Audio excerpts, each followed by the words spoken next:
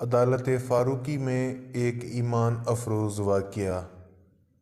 امیر المومنین حضرت عمر فاروق رضی اللہ تعالیٰ عنہ کی عدالت عالیہ میں ایک مقدمہ پیش ہوا۔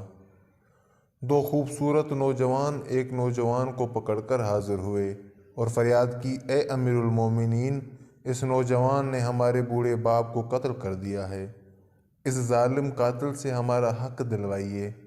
آپ رضی اللہ تعالیٰ عنہ نے دعویٰ سننے کے بعد ملزم کی طرف دیکھا اور دریافت فرمایا کہ تو اپنی صفائی میں کیا کہتا ہے؟ ملزم نے عرض کی، ہاں امیر المومنین، یہ جرم واقعی مجھ سے صادر ہوا ہے۔ میں نے زور سے ایک پتھر اسے مارا تھا جس سے وہ ہلاک ہو گیا تھا۔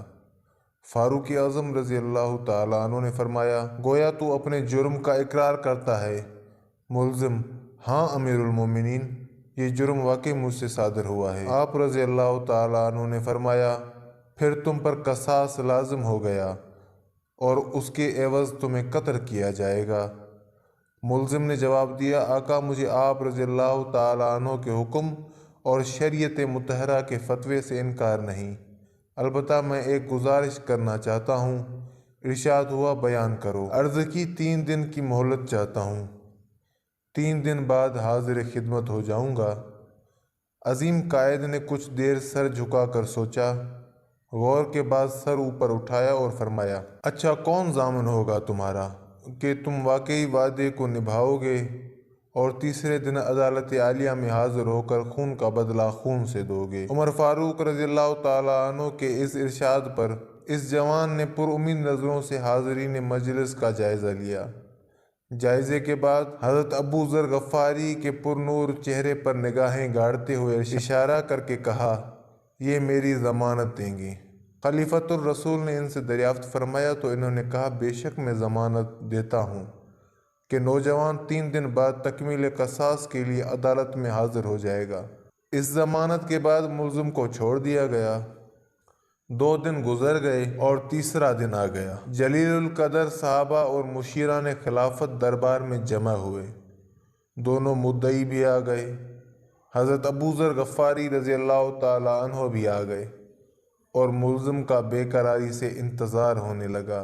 جوں جوں وقت گزرتا جا رہا تھا، صحابہ کرام رضی اللہ تعالیٰ عنہم اجمعین کا اضطراب بڑھتا جا رہا تھا، کیونکہ ملزم ابھی تک نہیں پہنچا تھا اور وقت قریب آ رہا تھا، اور صحابہ اکرام رضی اللہ تعالیٰ عنہم اجمعین کو ابو ذر رضی اللہ تعالیٰ عنہ کی نسبت پریشانی ہونے لگی۔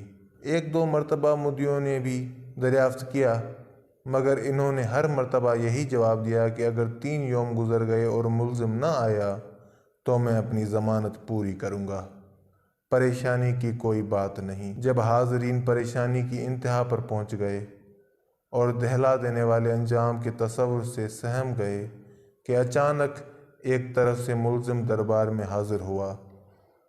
اس کا جسم پسینے سے شرابور تھا، چہرے پر گرد جم چکی تھی، مسلسل بھاگنے سے اس کی سانس پھول گئی تھی۔ اس نے آتے ہی سلام کیا اور عرض کی، اللہ تعالیٰ کا جو حکم ہے بجا لایا جائے۔ امانت کی سپردگی۔ آپ کی دریافت کرنے پر ملزم نے بتایا کہ میں ایک امانت والے کے سپرد کرنے گیا تھا۔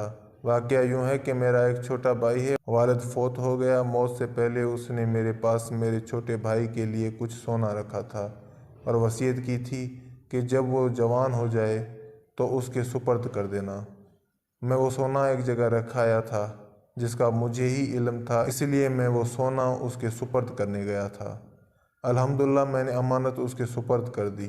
امیر المومنین رضی اللہ تعالیٰ عنہ نے ابو ذر غفاری رضی اللہ تعالیٰ عنہ سے پوچھا کہ آپ نے اس کی ضمانت کیوں دی تھی؟ کیا یہ آپ کا واقف تھا؟ انہوں نے کہا کہ میرا اس سے کوئی تعلق نہ تھا، صرف یہ بات تھی کہ جب اس نے پر امید نگاہوں سے میری طرف دیکھا تو مجھے خیال آیا کہ اگر بھرے مجمع میں بھی میں اس کی ضمانت نہ دوں تو کل قیامت کے دن رب العزت کے سامنے شرمندہ ہونا پڑے گا کہ اتنے آدمیوں میں سے کوئی بھی اس کا ضامن نہ بن سکا، اس لیے میں نے اس کی ضمانت دی، حالانکہ میں اسے بالکل نہ جانتا تھا۔ نہ مجھے یہ معلوم ہے کہ کہاں رہتا ہے، بس اس کی ظاہری شرافت نے مجھے یقین دلا دیا تھا کہ وعدے کا پکا ہے، اور میں نے ضمانت دے دی۔ یہ بات سن کر حاضرین محفل اشک آلود ہو گئے۔ مجھے نے التجا کی کہ اے امیر المومنین، ہم نے اپنے باپ کا خون معاف کر دیا۔